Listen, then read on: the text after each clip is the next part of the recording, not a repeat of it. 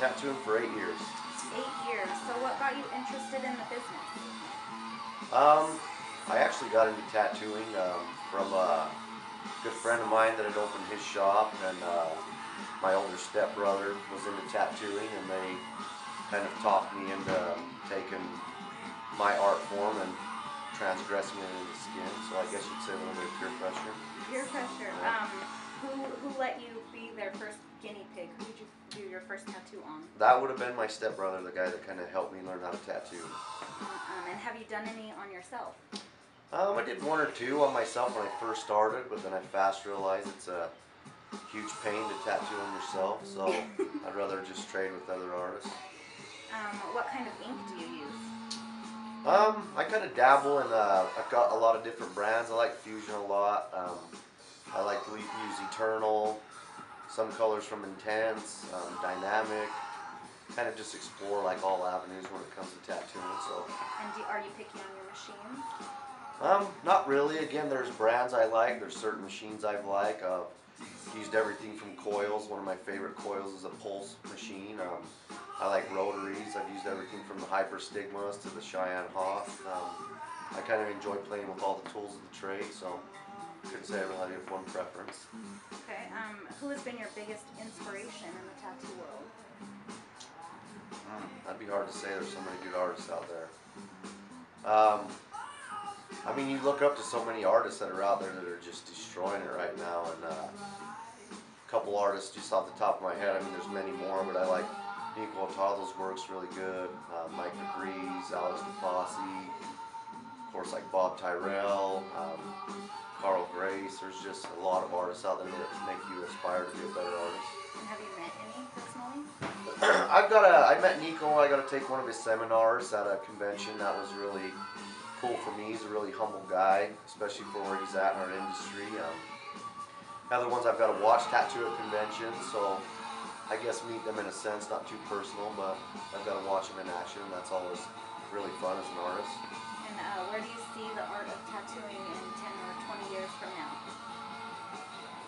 Man, it's just going to grow. I mean, with all the TV shows, the coverage, the acceptance that's out there in society now, I mean, who knows? These kids that are coming up now are amazing, and you can't ever think, you're ever done learning, because you got these youngsters coming up right behind you, and it's just going to continue to grow, so you got to grow with it. Do you think it'll ever fully be accepted as an art form as far as acceptance in the workplace?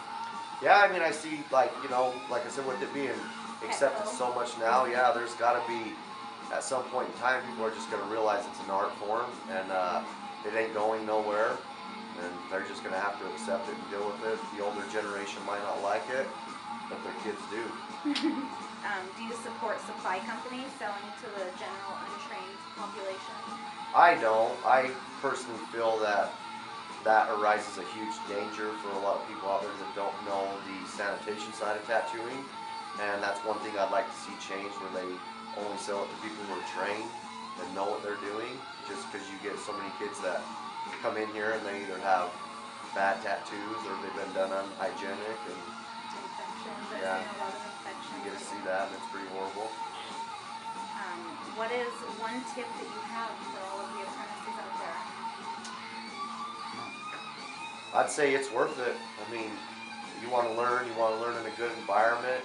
You have to dedicate yourself to something, whether you're being a tattoo artist, you're an architect, you're a police officer. All those people go through training, and if you want to look at this as a career you're going to have longevity in, you've got the same training.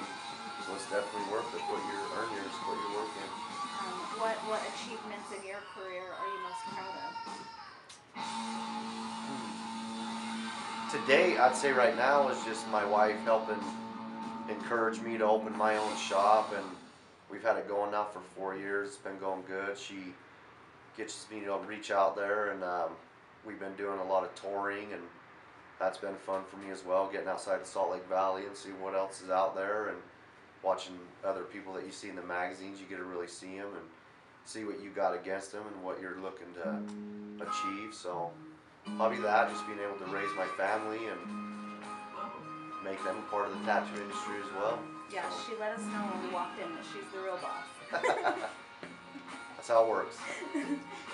So give us a little breakdown of your career, start to finish. I mean, major milestones, when you started, your age, and all that. I started tattooing in 2005. Didn't really do a traditional apprenticeship, only for the simple fact that I had a lot of shops in the Salt Lake Valley that told me I wasn't good enough, so I wasn't accepted to be apprenticed at probably 8 shops I applied to out here. So my friend that ran his used to let me go down there, and I'd kind of watch him, oversee him, and I kind of did what, you know, most people refer to as an at-home tattoo artist for the first couple of years of my career. Then I got accepted into a shop, went in there, started tattooing, worked at another shop for about a year and a half, and from that point, you know, like I said, it was just big encouragement from my wife. The better half just kind of felt that I was ready for that, and I opened my shop in 2010, and since then, you know, I've been doing well and Very well. trying to, you know, represent our city the best I can and let people know that there's talent out here. Junior Mondragon, owner and artist out of Deviant Tattoos. The shop number is 801-954-8286. Contact information would be mondragon801@gmail, which would be my email, or you could get onto the website, which is juniormondragontattoos.com.